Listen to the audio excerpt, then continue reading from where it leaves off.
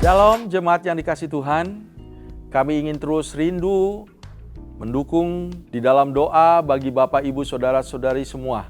Oleh sebab itu, bagi Bapak Ibu Saudara-saudari semua yang butuh dukungan doa dapat mengisi form prayer request. Form prayer request sudah tersedia di kolom deskripsi. Mari berikan yang terbaik kepada Tuhan.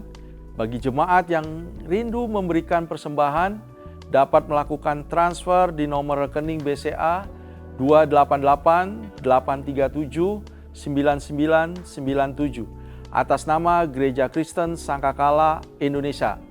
Atau untuk mempermudah bagi Bapak Ibu Saudara-saudari dalam memberikan persembahan dengan cara scan QR Code berikut ini.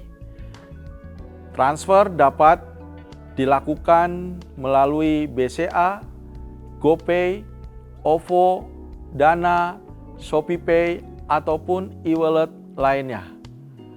Minggu ini adalah minggu terakhir dengan pembahasan tema gereja kita, yaitu God at Work. Dan firman Tuhan pada hari ini akan dilayani oleh Pastor Stefanus Sujono. Mari Bapak Ibu Saudara-saudari berikan hati kita kepada Tuhan dan datanglah di dalam ibadah pada hari ini dengan sungguh-sungguh. Saya Yohanes Cahya, Tuhan Yesus memberkati.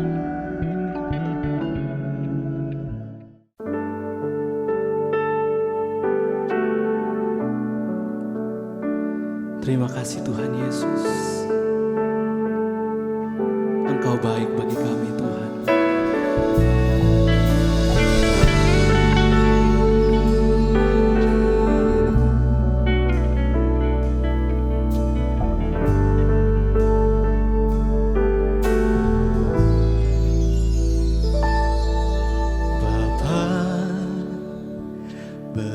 Sungguh kasih setiamu,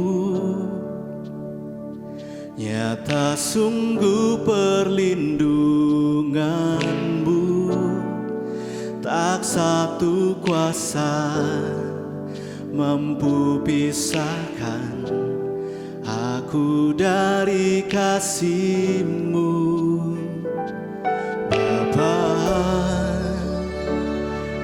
Ajarku selalu hormati-Mu, ajarku turut perintah-Mu, berikan ku hati untuk menyembah-Mu dan bersyukur setiap waktu. Seperti Bapa sayang anaknya, demikianlah Engkau mengasihiku. Kau jadikan biji mata-Mu, Kau berikan semua yang ada padamu. Seperti Bapa sayang anaknya, demikianlah Kau menuntun langkahku. Hari depan indah Kau beri, rancangan-Mu yang terbaik bagiku.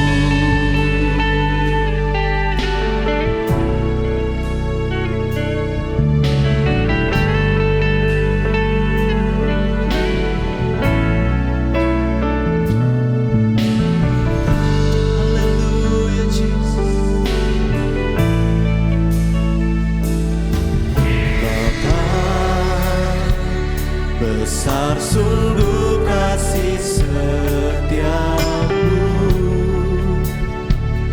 nyata sungguh perlindunganmu, tak satu kuasa mampu pisahkan aku dari kasih-Mu.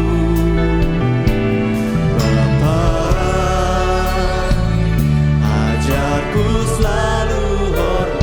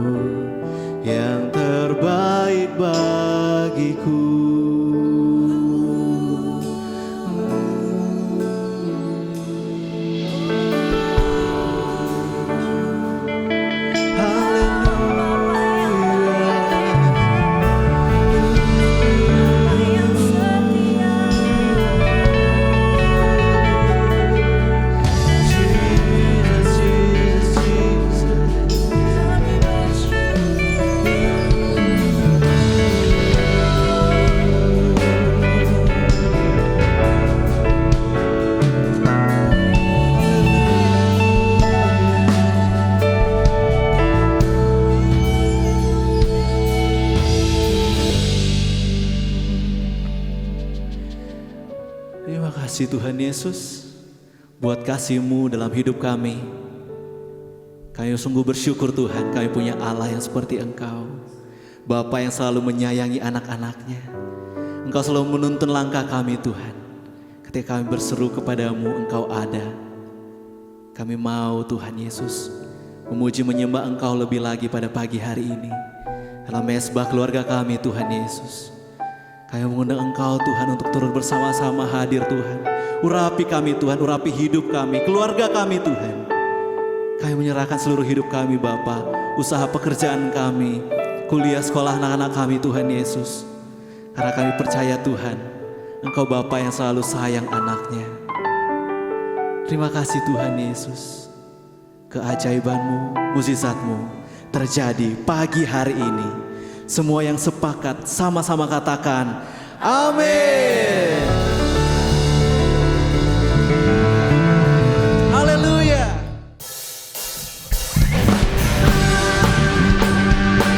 Haleluya. Biarlah semua yang bernapas memuji nama Tuhan. Saya undang Bapak Ibu untuk bangkit berdiri dan berikan tepuk tangan yang meriah untuk Tuhan kita. Sorakan haleluya.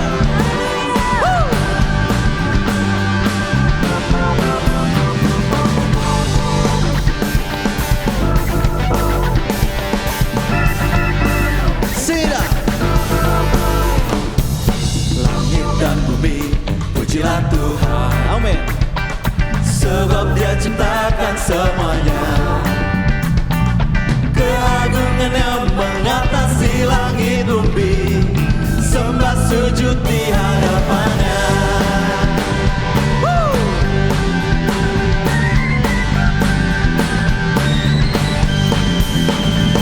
Langit dan bumi, pujilah Tuhan. Sebab Dia ciptakan semuanya. Keagungan-Nya mengatasi langit bumi. Sembah sujud di hadapan-Nya.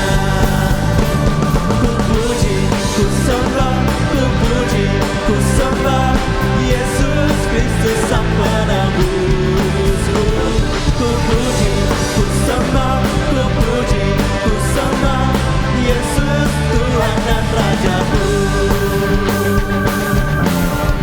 Sorakan haleluya.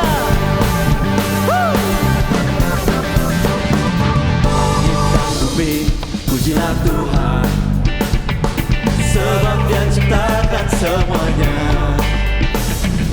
Keagungan-Nya mengatasi langit bumi. Sembah sujud di hadapan-Nya. Kami puji Kau Tuhan. Ku puji, ku sembah, ku puji, ku sembah Yesus Kristus Sang Penebusku. Ku puji, ku sembah, ku puji, ku sembah Yesus Tuhan dan Rajaku. Ku puji, ku sembah, ku puji, ku sembah Yesus Kristus Sang Penebusku.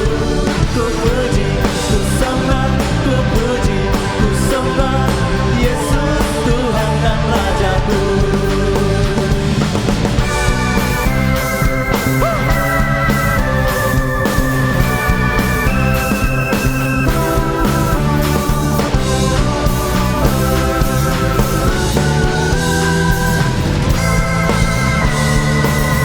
Sorakan haleluya.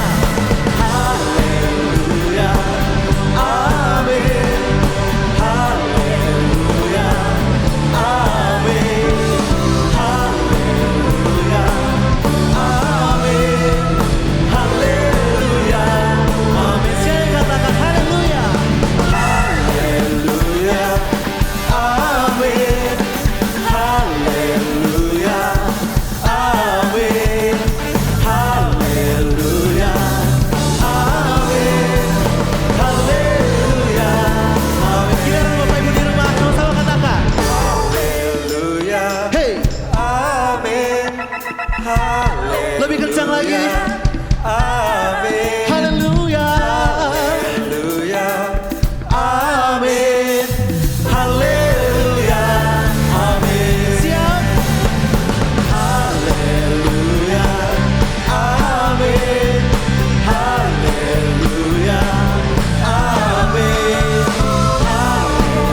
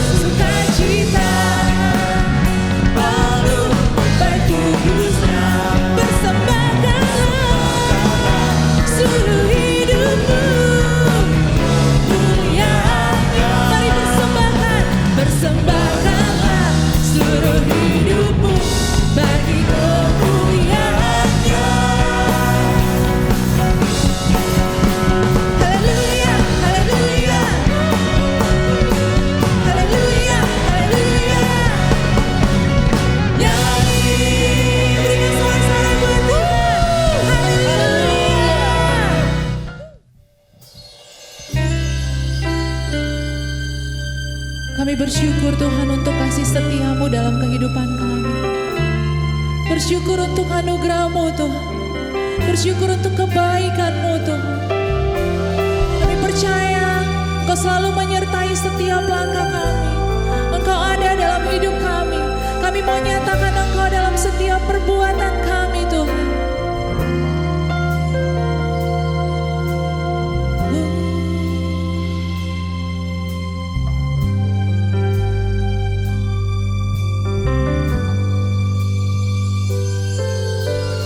Di telapak tangan-Mu tertulis namaku, di dalam genggaman-Mu seluruh hidupku. Sungguh bangga ku punya Bapa seperti-Mu, yang tak pernah melupakanku. Di tengah badai hidup Kau menemaniku, di atas gunung batu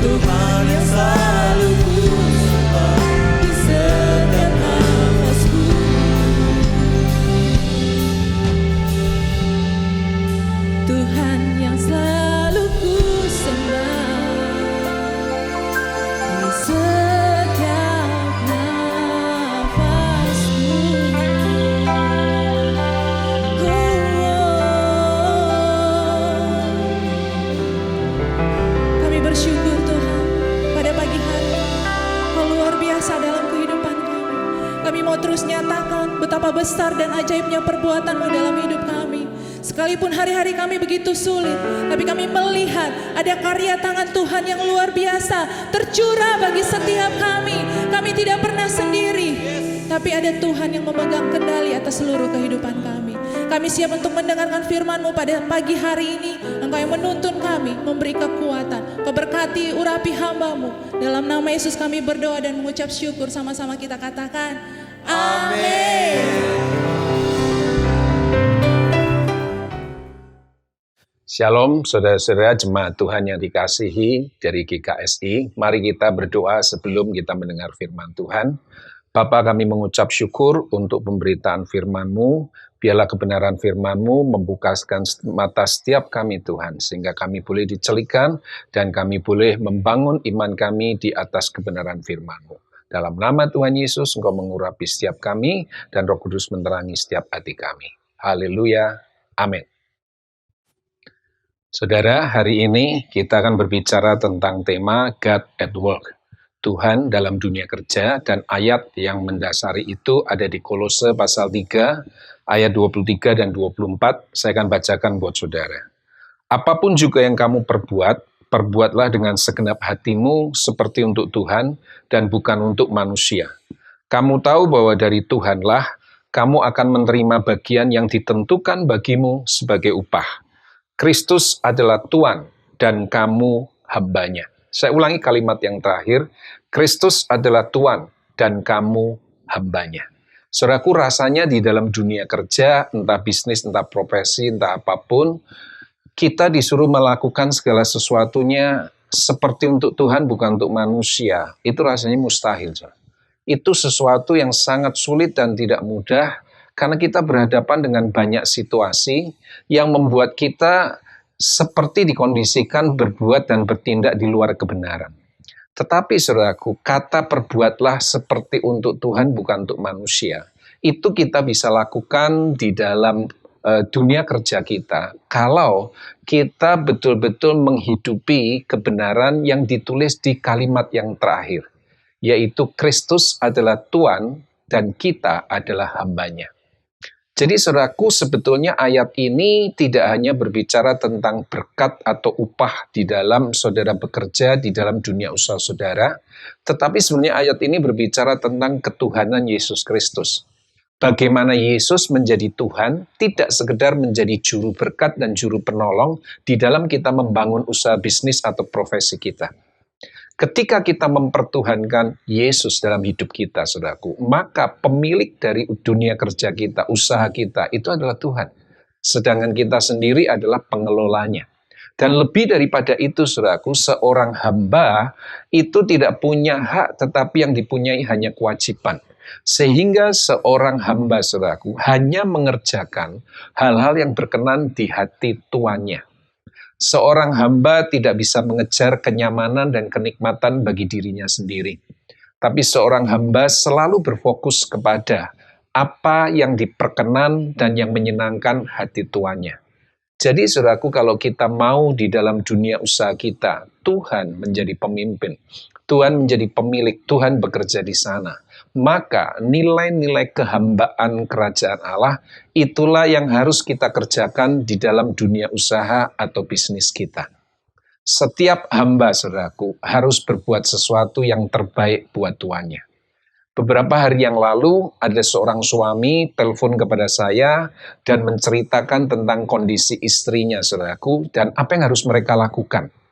Istrinya adalah seorang dokter yang bekerja di rumah sakit umum daerah di kotanya. Dan ibu dokter ini sebagai dokter senior karena sudah bekerja berpuluh-puluh tahun di rumah sakit itu.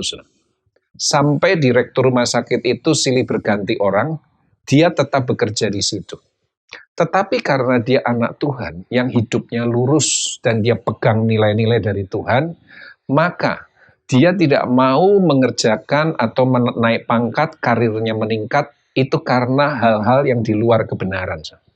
Satu hari ketika mantan direktur yang lama akan pensiun, dia dipanggil dan dia diberi tawaran. Kalau dia mau menjadi direktur menggantikan direktur yang lama, dia harus mengeluarkan uang sejumlah tertentu.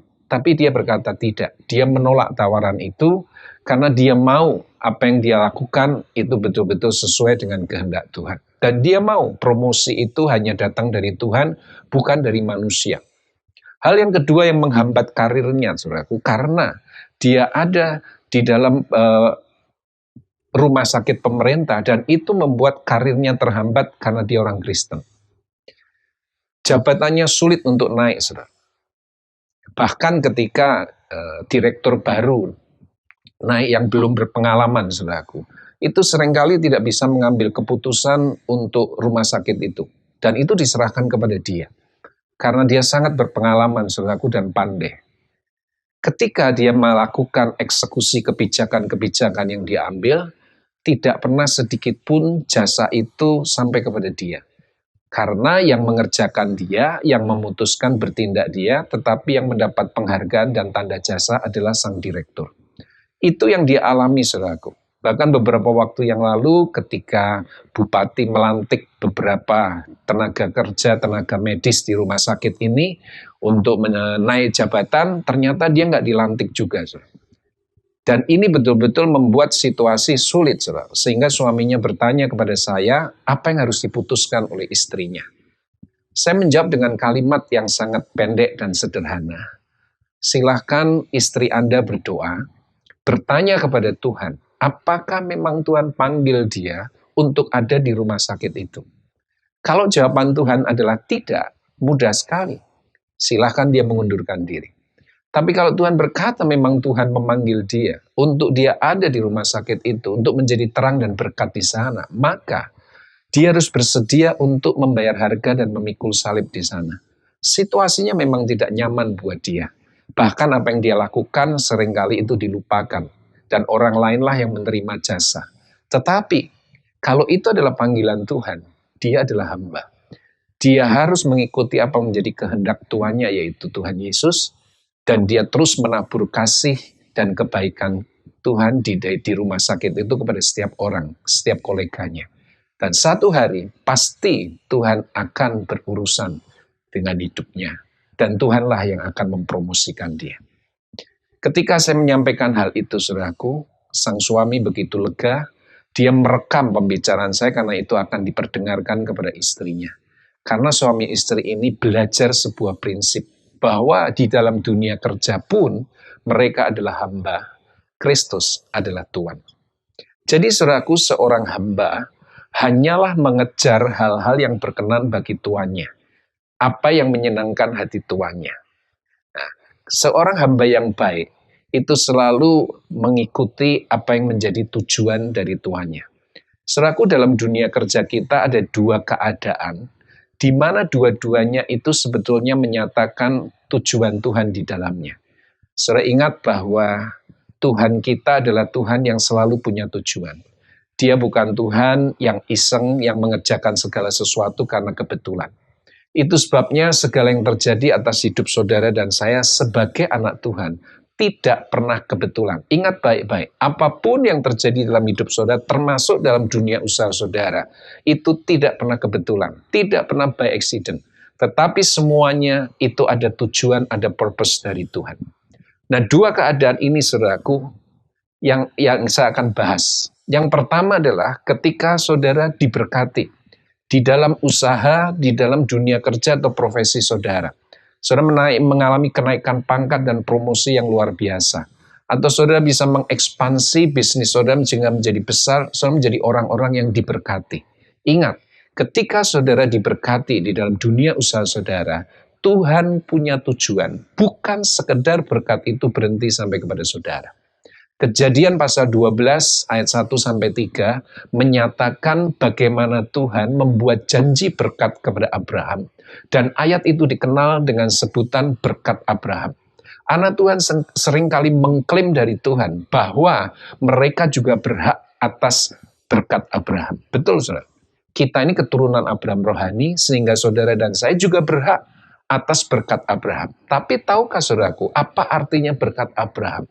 Di Kejadian 12 ayat 1-3, Tuhan mengatakan, Aku Tuhan akan memberkati engkau berlimpah. Aku akan membuat namamu menjadi masyhur, dan aku akan membuat engkau menjadi dikenal dimanapun. Semua berkat itu, saudaraku, nama yang masyhur, nama yang dikenal, berkat materi, berkat segala sesuatunya, keturunan yang begitu banyak, memang itu Tuhan sediakan buat Abraham. Tapi ingat, ujungnya atau endingnya, supaya Abraham menjadi berkat bagi banyak bangsa. Supaya Abraham menjadi berkat bagi segala kaum. Jadi yang namanya berkat Abraham adalah berkat yang Tuhan berikan kepada seorang anak Tuhan, di mana Tuhan punya tujuan supaya anak Tuhan tersebut menjadi berkat bagi banyak orang. Ini adalah tujuan dari Tuhan memberkati saudara dan saya. Jadi saudaraku, jangan pernah berhenti untuk menjadi saluran berkat. Ingat ketika bangsa Israel keluar dari perbudakan tanah Mesir, 400 tahun mereka menjadi budak. Lalu lewat kepemimpinan Musa, Tuhan mengeluarkan mereka dari Mesir. Dan mereka keluar akibat dari tulah yang ke-10, yaitu anak sulung dari seluruh bangsa Mesir, bahkan hewan ternak mereka itu mati. Orang Mesir begitu ketakutan sehingga mereka meminta kepada bangsa Israel untuk segera keluar.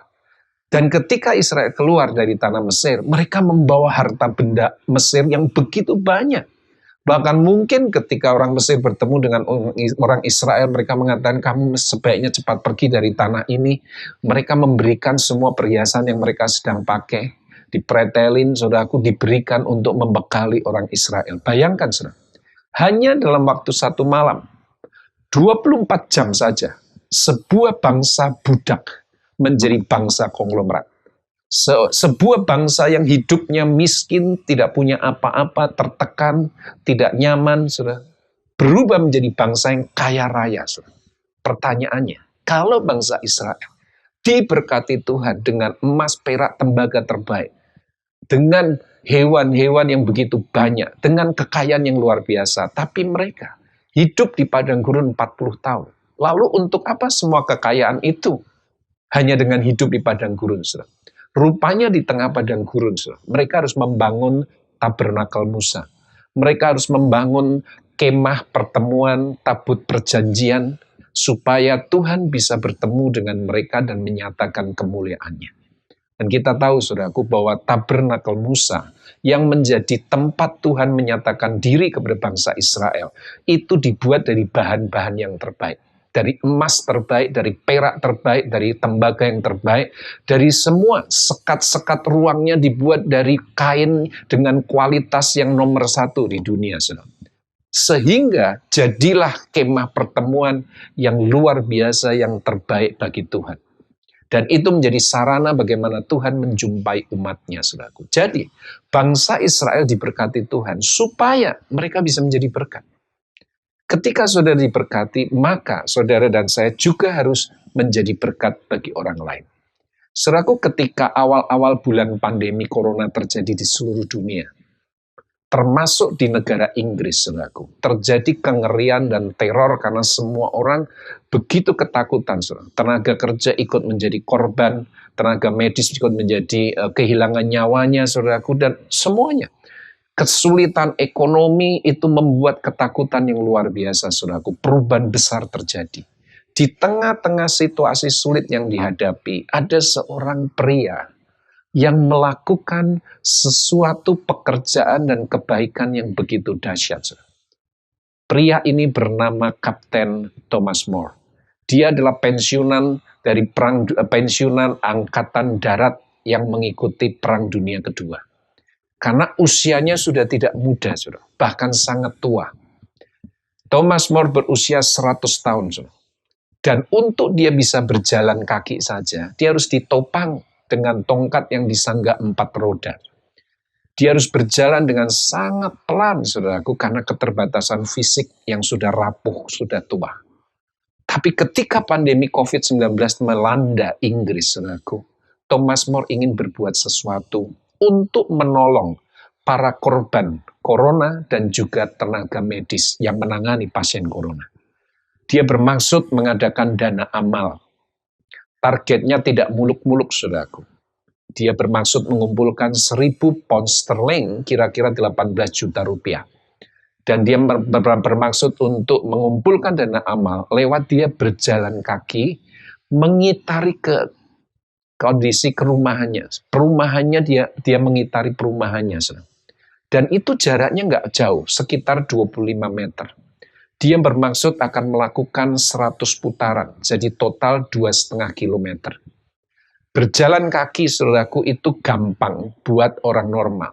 Tapi buat Thomas More yang harus berjalan di sangga 4 roda, itu sama sekali tidak mudah, bahkan sangat sulit. Dan dia akan mencicil, saudaraku, selama 10 hari, setiap hari 10 putaran.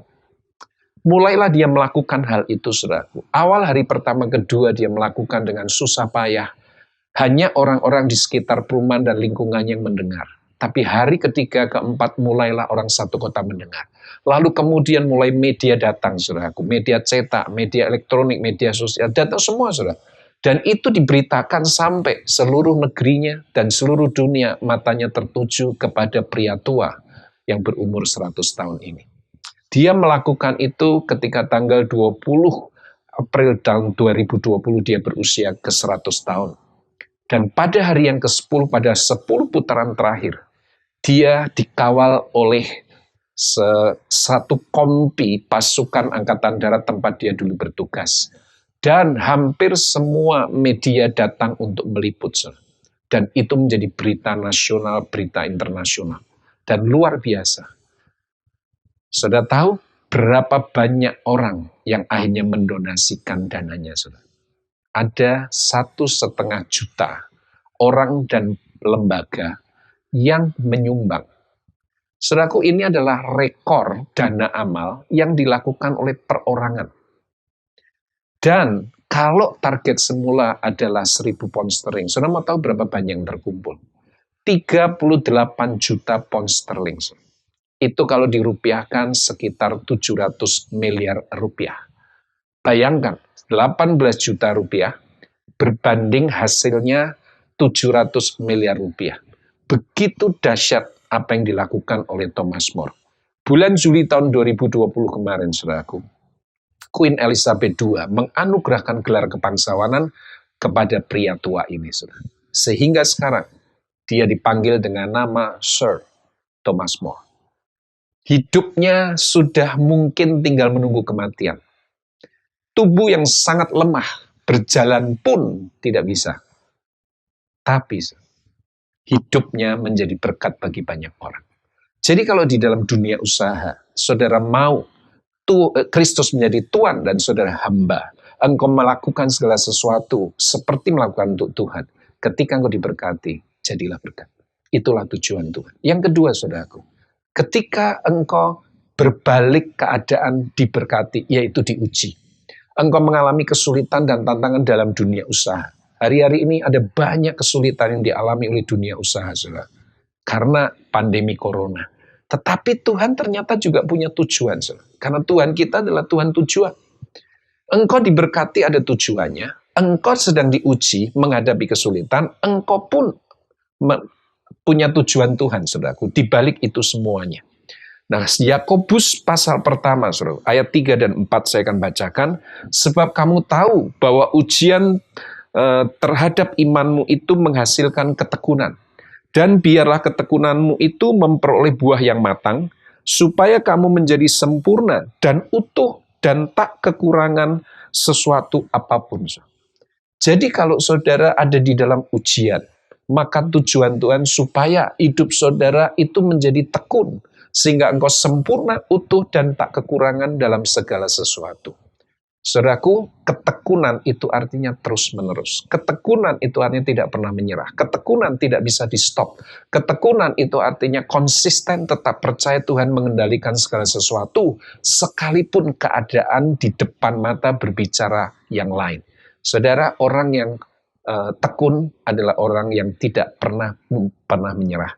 Orang yang tekun itu adalah orang yang tidak pernah bisa dihentikan. Dia tetap percaya Tuhan menolong kehidupannya. Saudara, orang yang tekun ya, itu adalah orang-orang yang di dalam hidupnya memiliki kekuatan Tuhan. Saya pernah menulis sebuah quote yang berbunyi, saudaraku, 1 tetes air tidak berarti Tetapi jika dia terus-menerus menetes, akan sanggup untuk melubangi batu karang. Jadi saudaraku, kalau air itu terus menetes tanpa bisa dihentikan, batu karang sekeras apapun akan sanggup untuk dilubangi. Jadi saudaraku, ketekunan itu adalah sebuah kekuatan. Jangan pernah meremehkan sebuah ketekunan, saudaraku. Ketekunan akan menghasilkan orang-orang yang terlatih dan orang-orang yang kuat. Ya, contoh, anak kecil yang belajar berjalan, saudara.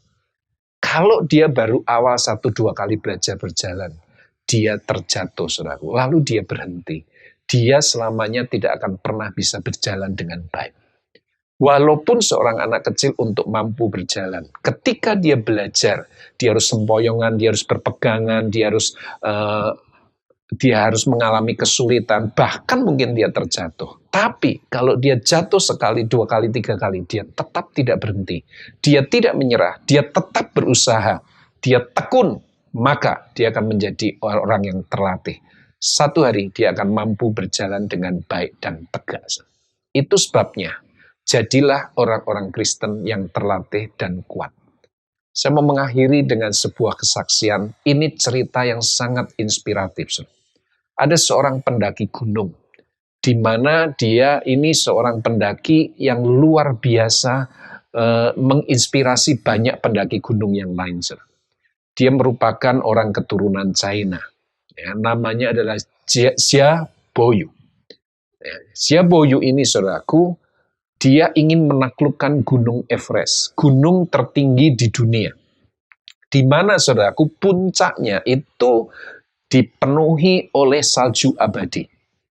Yang paling membuat sulit, saudaraku, adalah seringkali terjadi badai salju yang membuat banyak pendaki harus kehilangan nyawa atau cacat tubuhnya akibat mereka tidak sanggup menaklukkan sulitnya medan sampai ke puncak Everest. Nah, tahun 1975, Xia Boyu, saudaraku, itu dengan temannya mencoba menaklukkan Everest. Tapi mereka gagal. Karena sebelum mencapai puncaknya ada badai salju, dan kekuatan alam mereka nggak sanggup hadapi. Karena kebaikan hatinya, saudara, Xia Boyu meminjamkan sleeping bag-nya kepada teman seperjalanan dia. Dan itu mengakibatkan dia mengalami suhu dingin ekstrim yang merusak kedua kakinya. Dia mengalami frostbite, pembekuan aliran darah yang ada di dalam di kedua kakinya. Dan itu akibatnya, saudaraku, kedua kakinya harus diamputasi. Jadi, dia tidak hanya gagal menaklukkan Everest, tapi dia juga harus dipotong kedua kakinya. Dan setelah itu dia harus pakai 2 kaki palsu. Tetapi pertanyaannya, apakah Xia Boyu akan berhenti? Ternyata tidak. Orang ini tidak bisa dihentikan oleh keadaan medan yang sulit dan tidak bisa dihentikan oleh 2 kaki palsunya. Dia tetap naik. Tahun 2014, dia kembali mendaki Everest. Apakah dia berhasil? Kembali gagal. Tapi tahun depan 2015 dia coba lagi, kembali gagal. Tahun 2016 dia mencoba lagi dan lagi-lagi. Dia gagal dan tidak berhasil, saudaraku. Berkali-kali dia gagal, dia tidak berhasil. Tetapi perhatikan, dia tidak pernah berhenti menaklukkan Everest, dia tidak pernah menyerah. Bulan Mei 2018, Xia Boyu berhasil menaklukkan puncak Everest. Puncak tertinggi yang diselimuti salju abadi yang menelan banyak korban.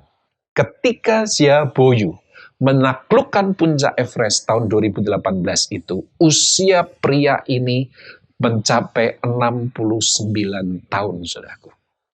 Ketika tahun 75, kakinya diamputasi karena gagal naik ke puncak Everest, usianya masih 26 tahun. Selama 43 tahun, dia terus-menerus mempersiapkan diri, tidak menyerah untuk mendaki dan menaklukkan Everest. Dan akhirnya, dia berhasil. Bayangkan, orang yang menaklukkan puncak tertinggi di dunia dengan medan yang paling sulit adalah seorang pria yang usianya 69 tahun dan memakai 2 kaki palsu. Saudara, Tuhan memanggil saudara di dalam keadaan yang mungkin tidak mudah hari-hari ini. Tetapi orang yang tekun, orang yang terbiasa menghadapi tantangan. Orang yang tekun adalah orang yang terbiasa menaklukkan masalah. Jadi, kalau saudara diberkati dalam dunia usaha, Tuhan punya tujuan kau jadi berkat. Tetapi ketika engkau diuji dengan dihadapkan Tuhan kepada kesulitan, Tuhan mau taruh engkau di jalur ketekunan karena Tuhan punya tujuan. Melalui engkau menjadi orang yang terlatih dan kuat, engkau akan menjadi sempurna, utuh, dan tak kekurangan sesuatu apapun. Tuhan memberkati setiap dunia usaha saudara, dan engkau akan melihat bagaimana Tuhan bekerja melalui tujuannya, sehingga dia bisa menjadi tuan dan engkau menjadi hamba. Dengan demikian, engkau melakukan segala sesuatu seperti untuk Tuhan, bukan untuk manusia. Haleluya. Amin. Mari kita berdoa. Bapa, kami bersyukur untuk kebenaran firman-Mu. Kami bangga memiliki Tuhan yang punya tujuan di dalam segala sesuatu, termasuk di dalam dunia usaha kami. Biarlah kami terus menjadikan Tuhan sebagai penguasa, Yesus sebagai Tuhan di dalam kehidupan kami, di dalam dunia usaha kami, sehingga Tuhan bisa melakukan apa yang menjadi tujuan-Mu atas kehidupan kami. Ketika kami diberkati, kami rindu menjadi berkat. Ketika kami menghadapi kesulitan dan Tuhan izinkan itu, Tuhan pun akan menyatakan tujuannya dalam kehidupan kami, sehingga kami menjadi orang-orang yang tekun di dalam Tuhan. Terima kasih Bapak, kami mengucap syukur berkati jemaat GKSI dimanapun mereka berada, situasi dan kondisi apapun yang mereka hadapi, dan dunia usaha yang sedang mereka kerjakan dan mereka sedang bangun. Tuhan, tangan-Mu ada atas mereka, kasih karunia-Mu melimpah atas kehidupan mereka. Sertai, pelihara, dan tolong, dan berikan jalan keluar ketika menghadapi masalah Tuhan, dan jadikan setiap jemaat GKSI ini menjadi orang-orang yang menggenapi tujuan Tuhan di dalam kehidupan mereka. Terima kasih Bapa, di dalam nama-Mu kami sudah berdoa dan mengucap syukur. Haleluya. Amin.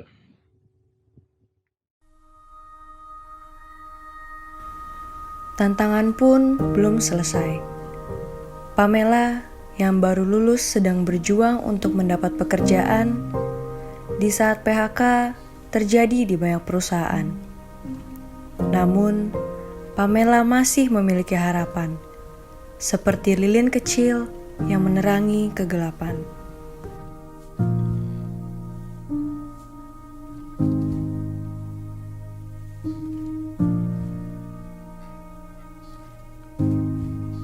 Waitress, juru masak, research and development, staff accounting.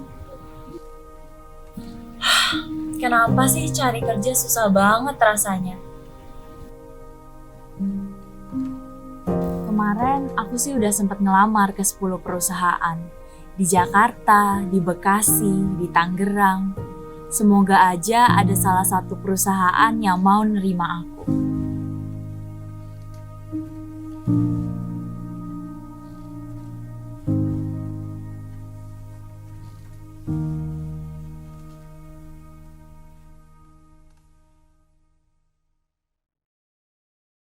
Mari kita akhiri ibadah pada siang hari ini.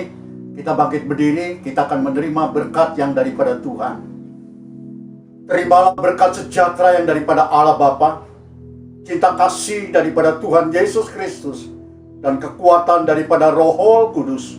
Diberkatilah keluargamu, diberkatilah usaha dan pekerjaanmu, diberkatilah kesehatanmu, diberkatilah keluar masukmu sejak saat ini sampai Maranatha Tuhan Yesus datang yang kedua kali.